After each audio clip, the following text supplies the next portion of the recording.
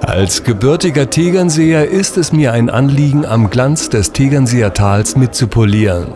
So Florian Kohler, der neue Betreiber des Hotels Parkresidenz in Weissach. Mit der neu konzipierten Bachmeier Kamin-Lounge hat er dabei ganz sicher ein weiteres Glanzlicht gesetzt.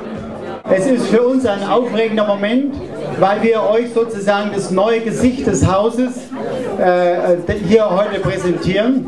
Ist das nicht ein Applaus wert, allein die Frau?